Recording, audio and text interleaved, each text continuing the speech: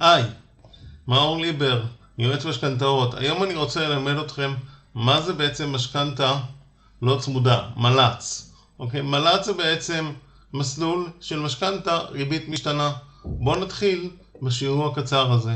אוקיי, אז יש לנו כאן בעצם איזשהו מל"צ, אוקיי? זה קיצור של הולך ככה.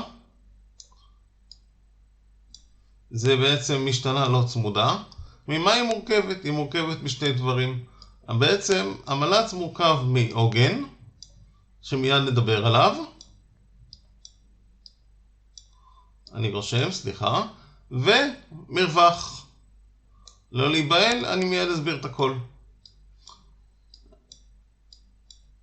ככה, אז העוגן זה בעצם תשואות האג"ח. אג"ח של של הבנק. אג"ח זה בעצם אגרת חוב. במילים אחרות, העוגן, עלות הכסף שעולה לבנק. כמה עולה לבנק להביא את זה? אוקיי, סתם בצורך הדוגמה, 3.6, בסדר? נגיד בצורך הדוגמה בלאומי. אל תפסו אותי מבחינת המספרים. מרווח זה בעצם הכסף שעליו אתה יכול להתמקח. הרווח של הבנק, שעליו יש כוח ליועץ משכנתאות או לאדם פרטי להתווכח. נניח בין 0.7 לנגיד עד 1.1 וצפונה. תלוי כמובן במצב של התיק ובמצב התקופה. ביחד יש לנו ריבית, אז בואו ניקח איזושהי דוגמה קלאסית. נגיד שהעוגן הוא 3.6, אוקיי?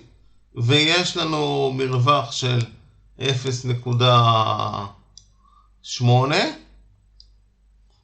אוקיי? אז הריבית שיוצא לנו זה 4.4.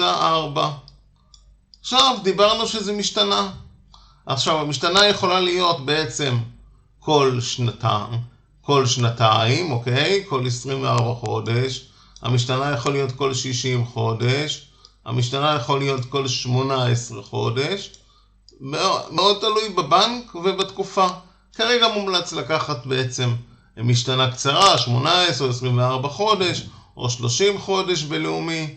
אוקיי? למה? כי יש צפי לירידת ריבית. ועוד דבר אחד קטן שאני רוצה ככה להסביר, החלק הזה של המרווח, אוקיי? מה שנקבע, נניח אנחנו שמים אותו כאן, בסדר? הוא נשאר קבוע לאורך כל ההלוואה. העוגן משתנה כל תקופה. נעבור לצבע אחר, אם זה העוגן שלנו, אוקיי? 3.6. בסדר? אנחנו יודעים שכל נגיד כל 2.5, או כל 1.5 שנה, או כל 2, או כל 5 שנים, העוגן יכול לקפוץ או לרדת. זה בעצם נקודת השינוי, או בשפת העם, תחנת היציאה. אוקיי? מה היתרון שלנו? שאנחנו לוקחים בעצם משתנה לא צמודה, אנחנו לא צמודים למדד, אין תוספת של המדד, ועמלת ההיוון היא יותר קטנה.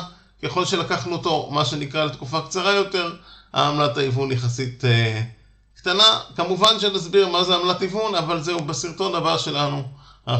אני אעבור איתכם על כל הדברים.